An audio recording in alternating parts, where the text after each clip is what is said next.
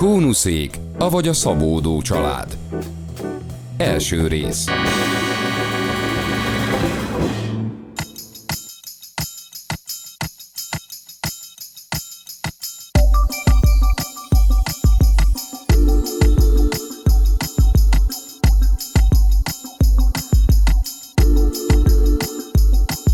Ma reggel Kónusz Zoltánnak új kihívásokkal kell szembenéznie. Lejárt egyhetes szabadsága, amelyet a foci EB idejére vett ki, így újra kinyitotta a családi vállalkozásban működő kisállatkereskedést. Ez alatt fia, Csaba vállalta az állatok etetését, aki nagy felfordulást rendezett a boltban. Barátaival hörcsögfuttató versenyeket tartottak 100 forintos alapon, de a fogadók csalódottságát néhány állat testi épsége bánta. Fussák Kajla, vagy beváglak a boákhoz! Csaba mellesleg az egyik arapapagájt beszélni is tanította, amely azóta minden látogatót Knézi Jenő hangján köszönt. Jó estét, jó szurkolást, kedves nézők!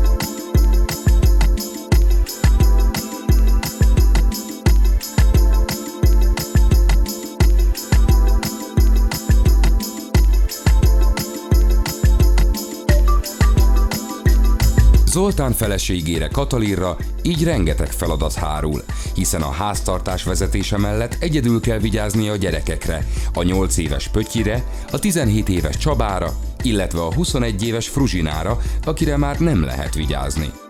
Hogy könnyítsen terhein, Csabát természetvédelmi táborba szeretné küldeni, amelynek programja nagyon izgalmasan hangzik. Reggel 6 óra, harmadgyűjtés az Anna réten a füvek leveleiről. 9 óra, reggeli utáni gilisztaboncolás saját gyűjtés alapján. 12 óra, mérés és adatfelvétel az első nap ültetett facsemeték mennyit nőttek 2 nap alatt. Mérőszalagokat Kornél bácsitól lehet kérni.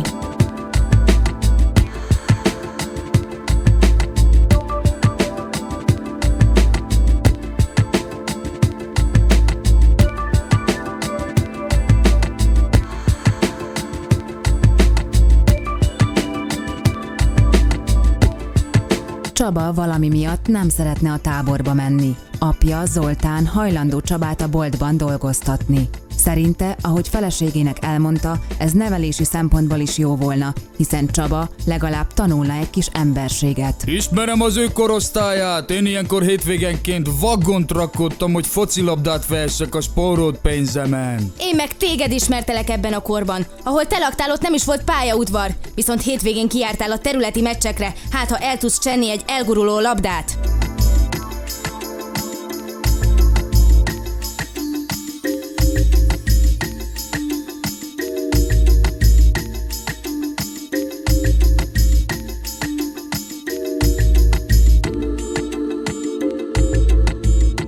Fruzsinát nem vették fel a színművészeti főiskolára. Petőfi Sándor!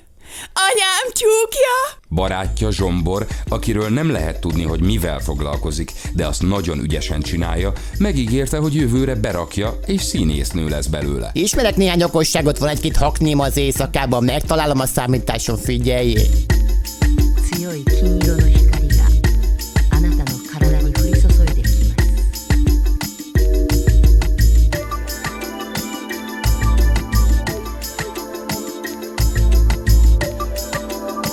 Addig, hogy Fruzsina elfoglalja magát, szerzett neki munkát egy spanya mobiltelefonboltjában. Cafat a tulajdonos elmesélése alapján a munka érdekesnek ígérkezik. Ha bejön az ipse, kiszolgálod, okosan, udvariasan.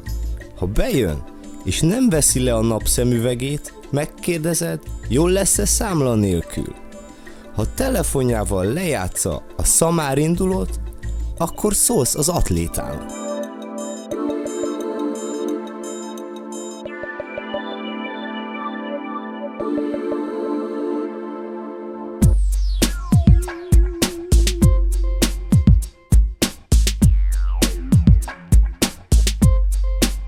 István a folyosó végén lakik, Kónuszékkal egy szinten. Zárkózott ember, ritkán találkoznak. Legutoljára Zoltánnak segített augusztus 20-án kitűzni a zászlót a házra. Ő tartotta a létrát, és szilveszterkor egy üveg pezsgővel kedveskedett. Katalin nem kedveli Istvánt, mert a pezsgőn rajta hagyta azt a személyes címkét, amellyel a bank, ahol István dolgozik, boldog új évet kíván a dolgozóinak.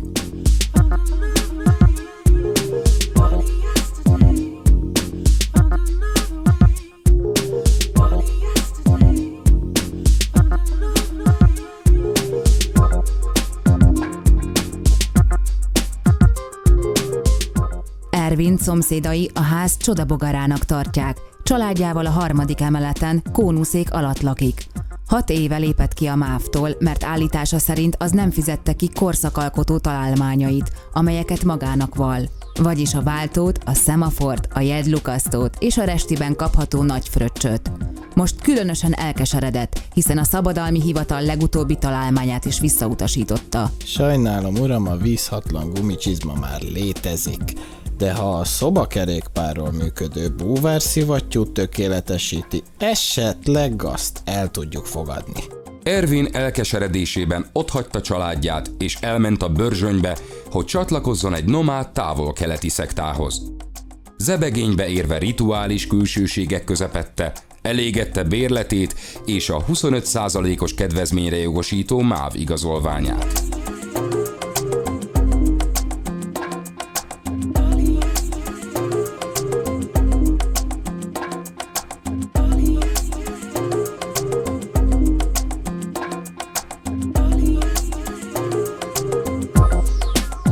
Marci örül apja távollétének, mert így saját szobája lehet. De Ervin felesége Csilla úgy érzi, egyedül nem bír a gyerekekkel.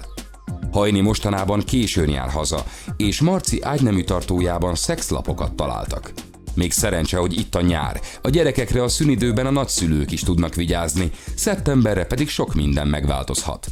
Ervin vagy visszatér a Börzsönyből, vagy Csilla elfogadja Zsolt udvarlását, vagy mindhárman Ervin után mennek a Börzsönybe.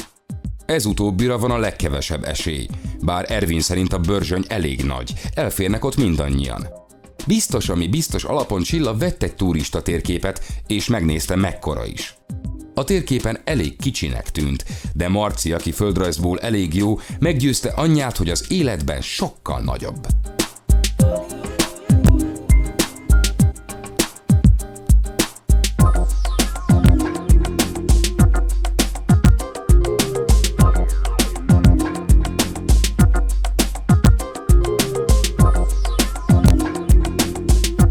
Kónusz Zoltán barátja Tibor nem járt szerencsével új állásával, kapzsisága csapdába csalta. Nemzetközi kamionsofőrként első útjáról hazafelé letartóztatták, mert 300 darab dezodort próbált becsempészni a pótkerékben. A raklaptartóban elrejtett 440 Mickey Egeres hajráfot szerencsére nem találták meg, így a csempészés értéke csak szabálysértésnek minősül, ezért jó esetben csak pénzbírsággal büntetik. Balázs, aki a munkát szerezte neki, meglátogatta őt a fogdában. Apukám, ha az eperillatú tollakat is megtalálják, úgy lecsuknak, hogy rád rohad a műanyaglakat. Felesége Éva aggódik, mert Tibor az előzetes letartóztatásban nem tudja folytatni a 17 napja elkezdett méregtelenítési diétáját.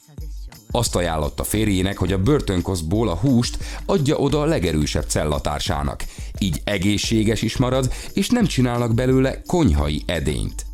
Tibor persze nem kell félteni, számtalan, izgalmas, ám annál kevésbé hiteles történettel rögtön a cella vezéralakjává vált. Azt talán még nem is meséltem, amikor Csecsenföldön a háborúba egy hűtős kamionnal végigmentem egy aláaknázott autópályán.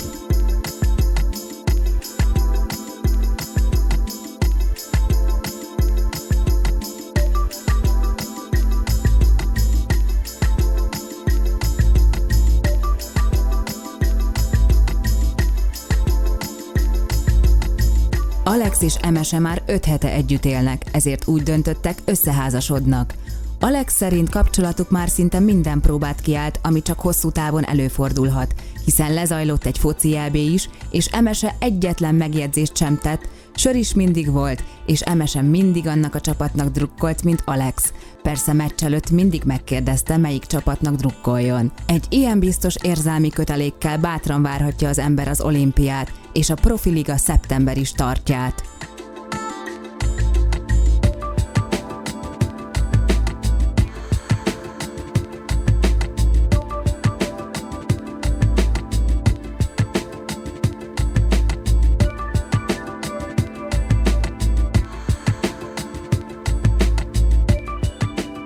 Csütörtökön lakógyűlés lesz, amelynek levezetésével, illetve a ház közös ügyeinek további 1 évre szóló intézésével egyhangú szavazás alapján Kónusz Katalint bízták meg. Katalin a bizalmat egy meghatottsága miatt rövidre sikerült beszédben köszönte meg. Köszönöm. Majd egy papírzsebkendő elhasználása után biztosította a lakóközösséget, hogy mandátuma alatt a ház ki fog lábalni abból az anyagi és morális válságból, amelybe az elmúlt évek felelőtlen vezetése taszította. Vagyis Vedres úr, aki a múlt heti elköltözése után lemondott a közös képviselői címről. Konkrét rövidtávú programokat is ígért, zárható kukatárolót, új parabola antennát és új kaputelefont, amely már ma megfelel a 21. század követelményeinek. Simonyi úr, akinek mindenről van véleménye és mindenhez hozzá tud szólni, örült a javaslatnak. De feltételként kikötötte, hogy a kaputelefon feleljen meg az ISO 9002-es követelményeinek. Rajta kívül csak Istvánnak volt észrevétele, aki hajlandó a plusz költségeket is vállalni, ha az új parabolán pornó csatornák is lesznek. Ezután Katalin a lakógyűlés idejét csütörtök este 8 órára tűzte ki, hiszen akkor még világos van, helyszíne az udvar, eső esetén lépcsőház, első emeleti forduló. Előrelátását sokan megdicsérték.